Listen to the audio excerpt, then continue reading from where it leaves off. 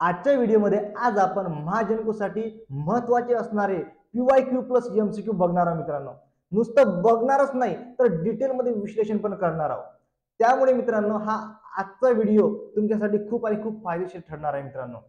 त्यामुळे मित्रांनो हा व्हिडिओ शेवटपर्यंत बघा, नक्कीच हा व्हिडिओ तुमच्यासाठी खूप आणि खूप फायदेशीर ठरणार आहे। आणि मित्रांनो जे नवीन असतील त्यांनी चॅनलला सबस्क्राइब करा आणि व्हिडिओला लाईक करणे आणि शेअर करणे विसरू नका। कसं मित्रांनो हे चॅनल तुमच्या प्रेमापोटी उभं राहिलेलं आहे मित्रांनो, कारण तुमच्या प्रेमामुळे हे चॅनल उभं राहिलेलं आहे आणि त्यामुळे मित्रांनो या चॅनलला प्रेम देणे विसरू नका मित्रांनो। चला तर मित्रांनो तुमचा वेळ वाया न घालवता लवकरात लवकर आजचा व्हिडिओ आपण स्टार्ट करूया, बरोबर? तर चला तर पहिला MCQ बघूया। तर पहिला MCQ काय आहे? तर बघा रे, पहिला MCQ काय आहे? तर म्हणतो मराठी व्याकरणाचे पाणिनी हा मान कुणाला दिला जातो? तर सांगा मित्रांनो, मराठी व्याकरणाचे पाणिनी हा मान कुणाला दिला जातो? बरोबर?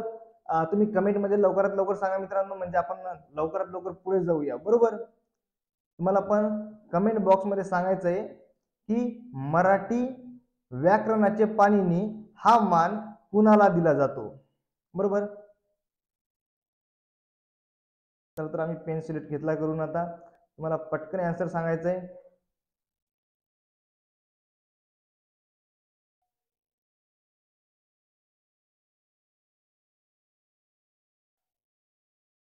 ओके,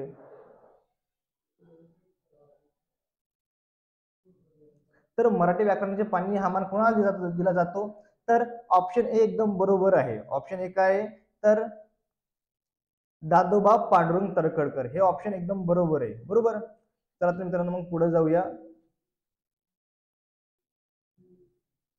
ओके, नंतरचा प्रश्न आहे, नंतरचा प्रश्न आहे काय? तर बघा नंतर प्रश्न आहे, तिने सर्व रडून सांगितले। बघा प्रश्न काय आहे? तर तिने सर्व रडून सांगितले। मग यापैकी म्हणते क्रियाविशेषण अव्यय आहे, शब्दयोगी अव्यय आहे, की केवळ प्रयोगी अव्यय आहे, की उभयान्वयी अव्यय आहे? आता आपल्याला शोधायचंय। बघा आता उभयान्वयी अव्यय, आता उभयान्वयी अव्यय म्हणजे काय हे आपल्याला माहिती असायला पाहिजे, बरोबर? उभयान्वयी अव्यय म्हणजे काय हे आपल्याला माहिती असायला पाहिजे। मग काय होतं रे उभयान्वयी अव्यय म्हणजे, बरोबर? तर आपण ते बघूया की उभयान्वयी अव्यय म्हणजे नेमकं काय होतं। तर बघा रे, आता उभयान्वयी अव्यय बघूया।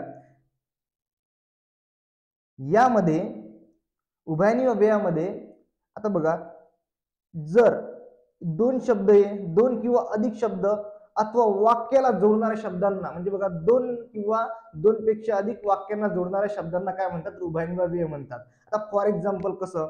तर बघा आता आणि काय येणार यामध्ये? यामध्ये येणार आणि, बरोबर? पण, नंतर येणार व किंवा, बरोबर? इथे काय येणार? आणि, पण, व आणि किंवा। आता हे जर शब्द असले एखाद्या वाक्यामध्ये, समजून जायचं ते कोणतं आहे, तर ते उभयान्वयी अव्यय आहे, बरोबर? आता बघा रे, वेट अ मिनिट,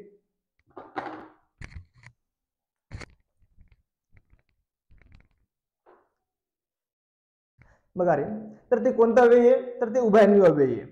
आता एक्झाम्पल घेऊया, मला तिला काहीतरी सांगायचं होतं पण धाडसच झालं नाही। बघा, मला तिला काहीतरी सांगायचं होतं पण मध्ये काय झालं? पण आलं, आणि जिथे हा पण शब्द आलाय मित्रांनो, समजा ते कोणतं वाक्य आहे? ते उभयान्वयी अव्यय आहे, बरोबर? काय काय वाक्य? तर मला तिला काहीतरी सांगायचं होतं, मला तिला काहीतरी सांगायचं होतं पण धाडसच झालं नाही। काय इथे काय आलं? इथं पण आलंय, आणि जेव्हा पण अथवा आणि किंवा हे शब्द येतील तर ते वाक्य कोणतं असणार? ते उभयान्वयी वाक्य असणार। बघा अजून एक एक्झाम्पल घेऊया, वारा सुटला, वारा सुटला आणि पावसाला सुरुवात झाली। काय झालंय? वारा सुटला हे वेगळं वाक्य आहे आणि पावसाला सुरुवात झाली हे वेगळं वाक्य आहे। वारा सुटला आणि पावसाला सुरुवात झाली, आणि या वारा सुटला आणि पावसाला सुरुवात झाली या दोन वाक्यांना आणि या शब्दाने जोडलं, आणि त्यामुळे तो कोणता अव्यय होणार? तर महाराज तो उभयान्वयी अव्यय होणार, बरोबर? आणखी एक्झाम्पल घेऊया। बघा मी एक्झाम्पल जेही घेणार ते तुमच्या डेली लाईफ मधले एक्झाम्पल असणार मित्रांनो। आणखी एक्झाम्पल घेऊया की तू हो म्हण किंवा नाही म्हण। काय झालं बघा, दोन वाक्य आहे आणि कशाने जोडलंय? किंवाने जोडलंय। मग तू हो म्हण किंवा नाही म्हण, बरोबर? इथे काय झालंय? आणि पण व किंवा या शब्दांचा उपयोग झालाय. या शब्दांनी काय केलंय, दोन वाक्यांना जोडले, दोन शब्दांना जोडले, त्यामुळे इथं कोणता अव्यय होणार, तर इथं अव्यय होणार उभयान्वी अव्यय. बरोबर.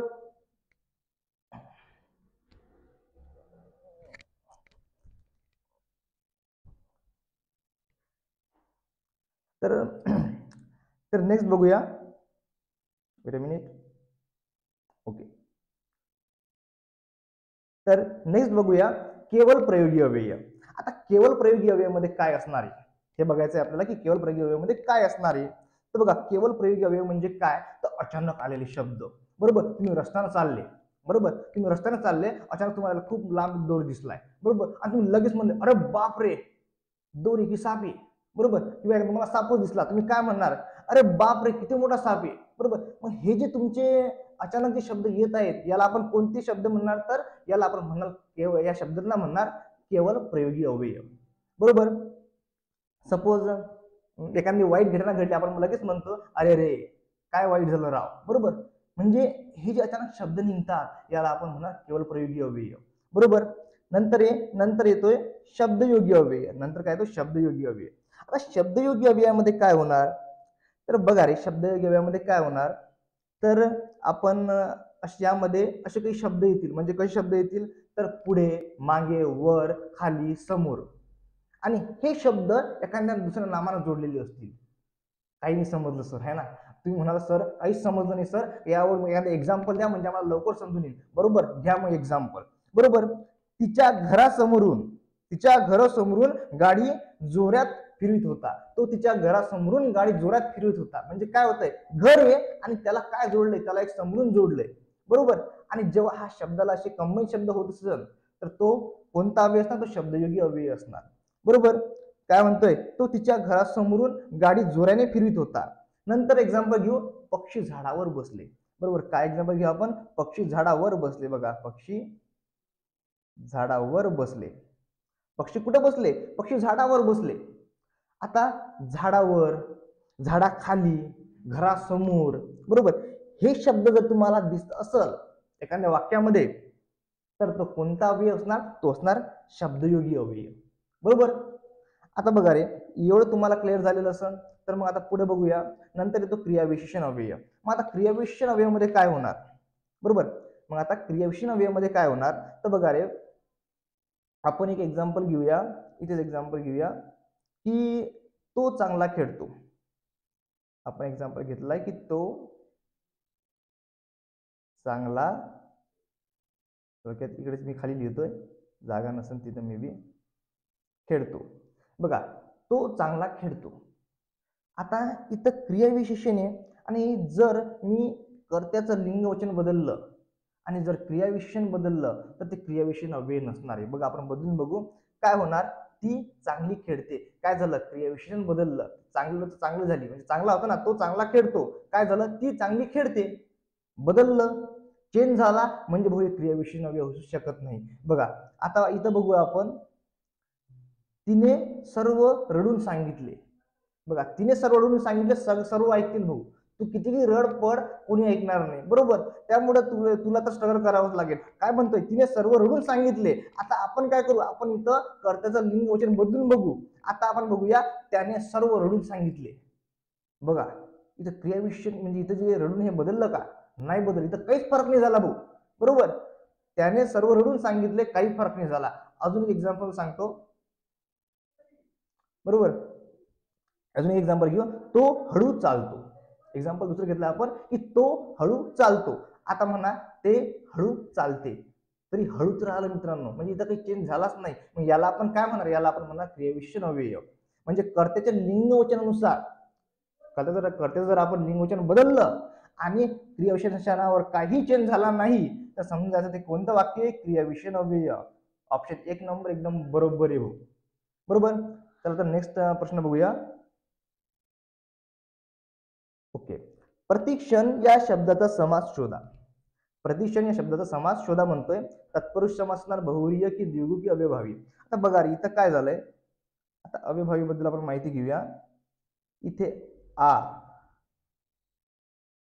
यथा आणि प्रति, आ यथा प्रति हे शब्द म्हणजे हे थोडेसे जे एखादा शब्द येईल त्याच्या सुरुवातीला जर लागत असेल तर समजून जायचं तो कोणता समास आहे, तो अविभावी समास आहे. म्हणजे कसं तर बघा आता मी म्हणलंय आजन्म, मी म्हणलंय आजन्म, काय लागलाय आ लागलाय बरोबर. आजन्म कोणता समास, अविभावी समास.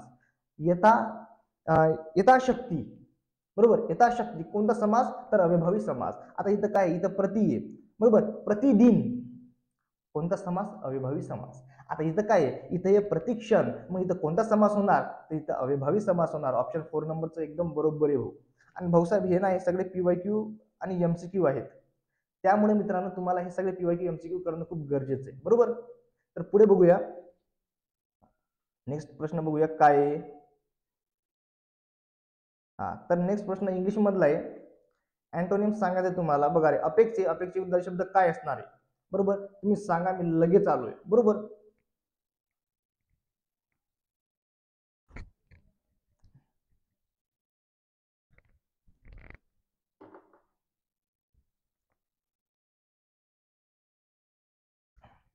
ओके, काय असणार आहे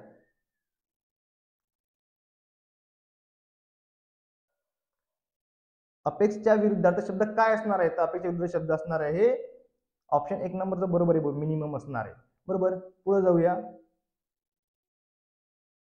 ओके, तर तर बघा रे मित्रांनो, सगळ्यांनाच माहिती आहे की 14 एप्रिल येणार आहे.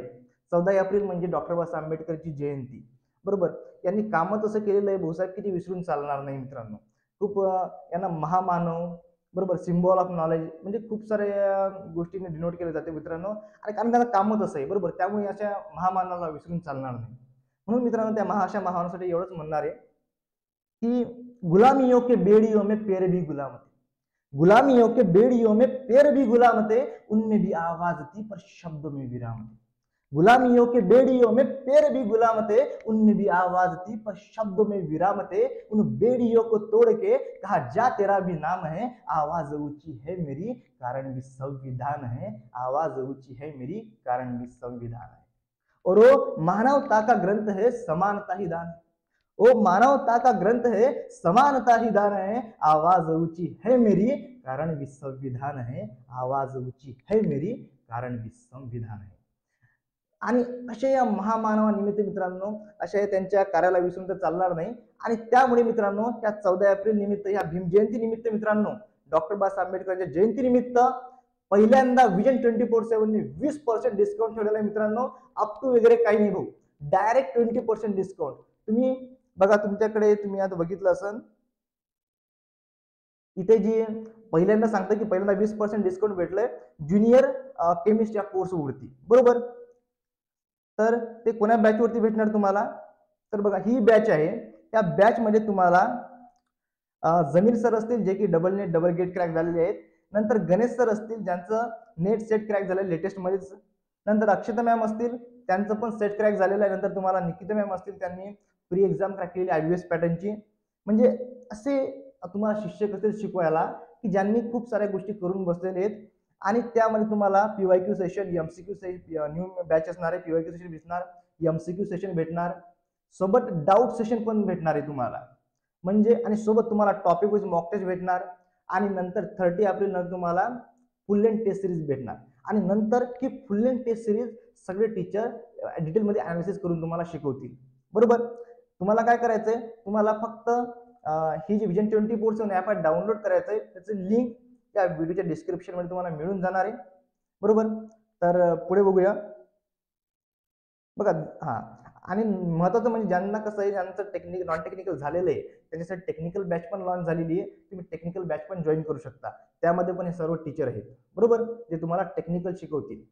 आणि कसं आहे मित्रांनो, तुमच्याकडून या ज्या बॅच मध्ये तुमच्याकडून वर्क करून घेतल्या जाणार. आणि आता जे डिस्काउंट आहे बरोबर, हे डिस्काउंट जेव्हा लागू होणार ना, हे 14 एप्रिल पर्यंत लागू होणार 14 विद्यार्थ्यांसाठी. आणि जसं हे लागू होणार मित्रांनो, काय होतं, आम्ही अप्लाय करून देतो आणि लगेच मग ते कोर्स घ्यायला लागतं. नंतर फोन येतो की सर मला कुपन कोड दिसतच नाहीये. काय होतंय की 14 स्टुडंट जे ते अप्लाय करून घेतात आधीच, त्यामुळे काही विद्यार्थ्यांना दिसून येत नाही.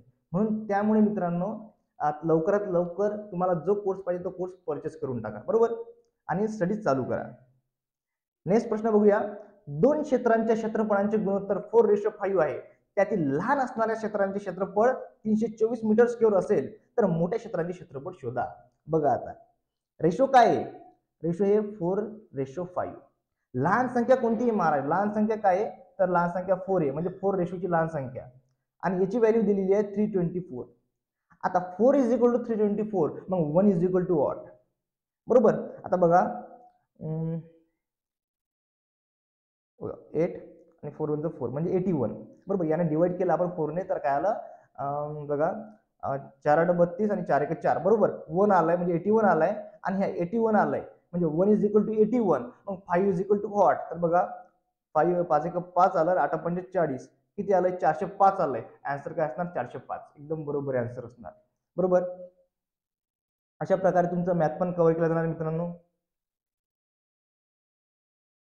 नंतर नेक्स्ट क्वेश्चन बघूया. नेक्स्ट क्वेश्चन आहे, हातभार लावणे या वाक्य प्रचाराचा अर्थ काय? बरोबर.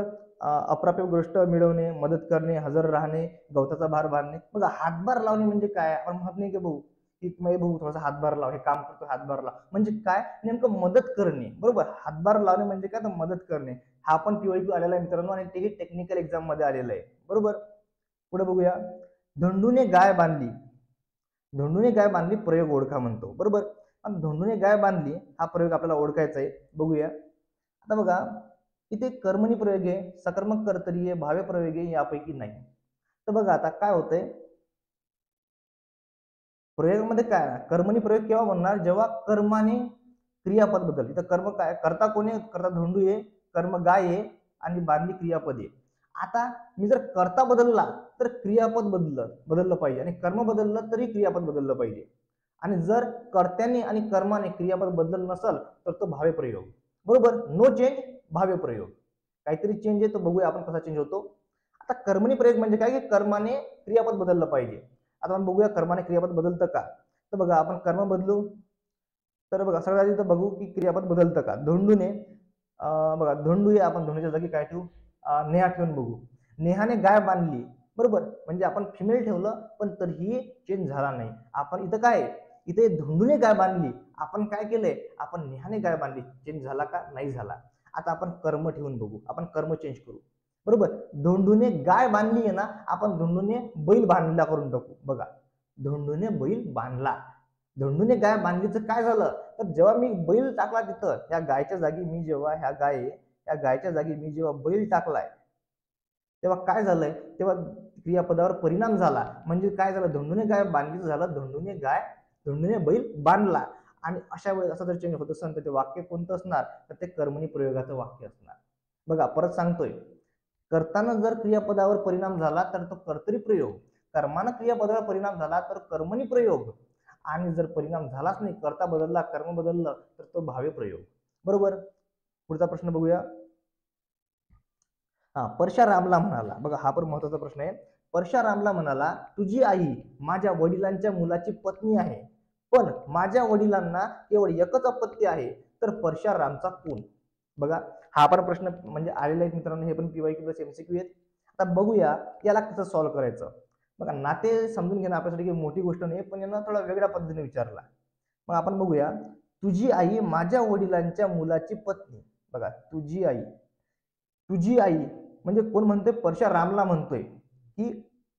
म्हणतोय की तुझी आई म्हणजे रामची आई, म्हणजे हा राम आहे आणि ही रामची आई, बरोबर. राम आहे आणि रामची आई आहे, बरोबर. परशारामला म्हणतोय रामची आई म्हणजे तुझी आई. बघा तुझी आई माझ्या वडिलांच्या, म्हणजे परशाचे पण वडील आहेत, बरोबर. मग आता हा जर मी म्हणलोय परशा, बरोबर, हा कोण आहे? हा परशा आहे, बरोबर. थांबा थोडी इकडे करतोय. बघा हा कोणी? हा आहे परशा, म्हणजे परशाचे पण वडील असणार, बरोबर. आता काय म्हणतोय हा? तुझी आई म्हणजे रामची आई माझ्या म्हणजे परशाच्या वडिलांच्या मुलाची पत्नी, परशाचे वडील, आणि त्याचा मुलगा म्हणजे परत परशात आला ना बाहेर आहे, बरोबर. आणि त्यांची म्हणजे पत्नी म्हणजे बघा रे इथं काय होतंय बघा, तुझी आई म्हणजे रामची आई परशाच्या वडिलांच्या मुलाची पत्नी, परशाच्या वडिलाचा मुलगा म्हणजे परशा, म्हणजे असं म्हणतात थोडक्यात की रामची आई ही परशाची पत्नी असणार, बरोबर. मग आता काय म्हणतोय, आणि इथं सांगितलं ना केवळ एकच अपत्य आहे म्हणून, तर परशारामचा कोण, तर परशारामचा कोण असणार रे बघा. सारे डायरेक्ट सांगते की आता हे जर जी रामची आई आहे ही परशाची जर वाईफ असणार तर मग राम कोण झाला, तर मुलगा झाला ना भाऊ, बरोबर. आणि परशा कोण झाला, तर परशा वडील झाला. मग आन्सर आहे 2 नंबरचं काय, एकदम बरोबर आन्सर आहे, बरोबर. नेक्स्ट बघूया. अच्छा, चला तर मित्रांनो इथे आपण जोही पार्ट घेतलेला आहे, जोही आपण एमसीक्यू किंवा बघलेला आहे, ते नक्की तुमचा खूप फायदेशीर ठरणार आहेत. आणि आता आपला इथे व्हिडिओ पण संपलेला आहे, आपली एमसीक्यू पण संपलेले आहेत. आता काय तुम्हाला काय करायचं, तुम्हाला सगळ्यात आधी विजन 24 आपला डाउनलोड करायचं, याची लिंक व्हिडिओच्या डिस्क्रिप्शन मध्ये दिलेली आहे. नंतर लॉग इन करून होमवर जाऊन तुम्हाला महाराष्ट्र एक्झामचा कोर्स परचेस करायचा, म्हणजे महाराष्ट्र एक्झाम ब्लॉगमध्ये कोर्स तुम्ही परचेस करू शकता, बरोबर. चला तर मित्रांनो मग भेटूया नेक्स्ट व्हिडिओमध्ये, तोपर्यंत अभ्यास करीत राहा.